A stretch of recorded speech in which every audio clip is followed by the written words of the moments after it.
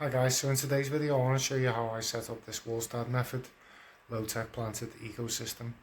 So the first thing I want to discuss is under here a 1-inch layer of compost, and I'll show you how I set that up in a second, but I just want to discuss what it's capped with. And it's molar clay, which it's sold in Pets at Home as a cat litter. Twisty cat now, it used to be called Sunny Cat Pink. But what it is basically it's like fluval stratum, except it's a lot cheaper. I mean, for the same prices or 7 litres of fluval stratum, you're getting 30 litres of this cat litter. Baked clay with a high cation exchange capacity, so what it's doing is it's absorbing nutrients and it's making them available for the plant roots. So once the compost's spent in the soil, then this should be releasing nutrients for the plant roots. A lot of people, when you look on YouTube and stuff, they say no ferts, no CO2. Now that's a bit of a misnomer, because in a natural planted tank like this, as the compost's breaking down, it's releasing CO2 into the water column while the lights are off, and then when the lights come off, the plant starts absorbing it. And obviously the plants are using the soil at the roots, and they're absorbing micronutrients from down there, and then in the water column the fish food's releasing macronutrients, your nitrates, potassium and phosphates into the water column. So let's go and check out some soil. So what I'm doing here is I'm sifting out all the compost, and you can see there's all bits of wood in it, and then there's whether you can see, but there's bits of perlite in it. There's a bit perlite, and then there's what looks like Osmocote fertiliser in there. Now I'm pretty sure I ordered the organic mix with added nutrients and stuff in it. I definitely did, because it was in a white bag and the one I've got's in a yellow bag. But peat, you don't really want peat and stuff in you. Look, so we've got what looks like perlite and Osmocote, which is a slow release fertiliser. Some people put Osmocote in, but you don't want all this because it takes ages to degrade. Now, one thing I noticed when I looked here, there was mycelium or mycorrhiza, which is a fungus that grows. People who do bonsai will tell you all about that stuff. It's like what it does, it helps.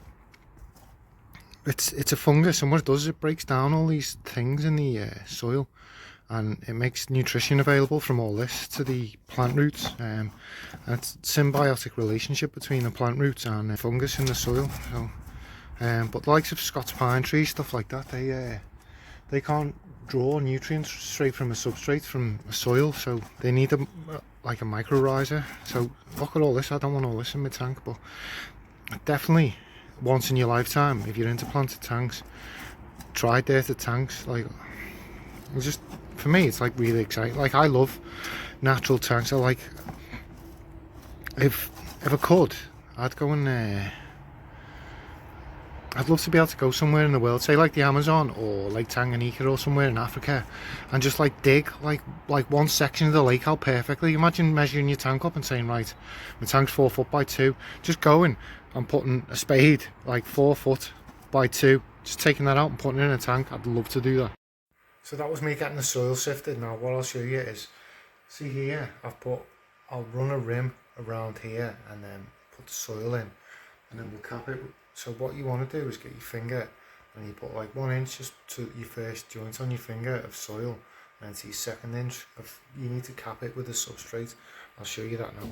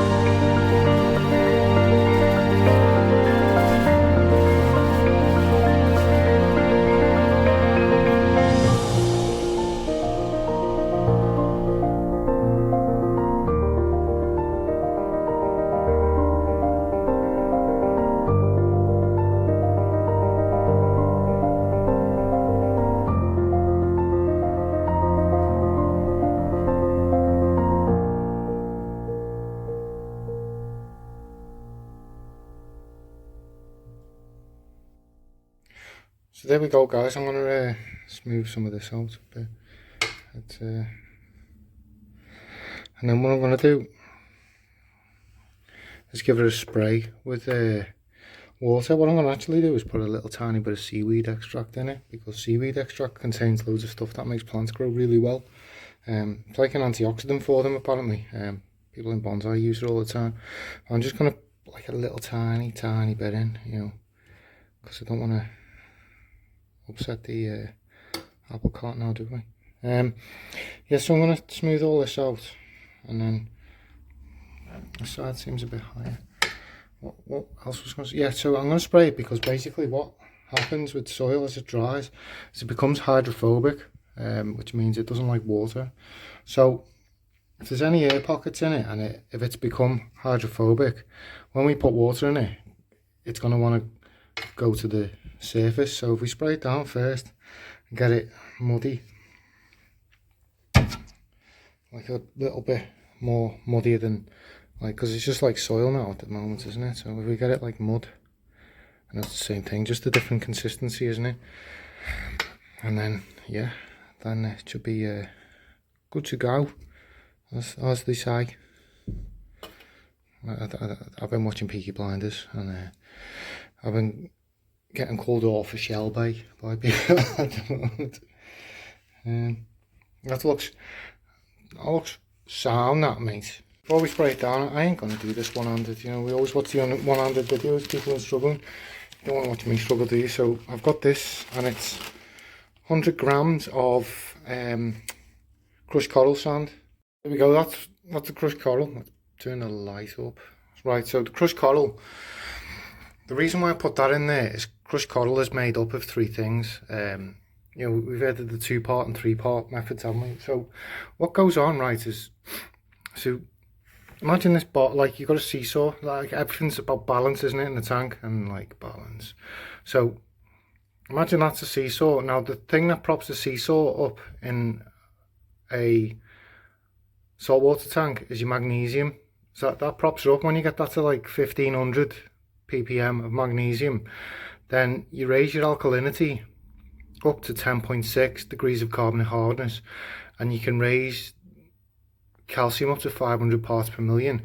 Now it's the magnesium that's the balance. Your magnesium and your calcium are your GH, and in soft water, when we talk about GH, that's your magnesium and carbon, and then your calcium, not carbon, and then your carbonate hardness is your KH.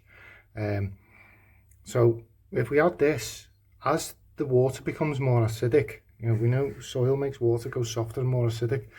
What it does is this starts to break down and release all the nice stuff that corals use to make the skeleton, which raises the KH and the GH.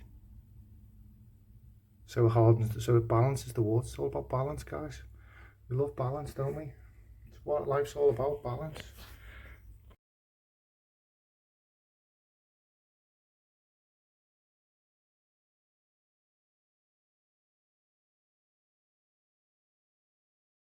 Now it's nice consistency. It's not too wet and it's not too dry. It's just nice. So now we've got an inch of dirt. I'm going to cap it with an inch of substrate. So there we go, guys. That's it all capped now. Ready to fill up and start planting. I'm just filling up really slowly, using a bag to stop. Because if you disturb that substrate now, it's game over. Soil comes out and you made a massive mess. So there we go, guys. The tank's been filled and it's been planted. So we've got Alternatharia runickii, we've got the Amazon sorts that used to be in here. Behind that we've got some fast growing hornwort, and then we've got Bacopa carolina, we've got Ludwigia repens, we've got Rotala rotundifolia, we've got dwarf Sag, Sagittarius subulata, and then we've got Hydrocotyl type petita, or Hydrocotyl Japan as it's known, and then we've got some Salvinia natans.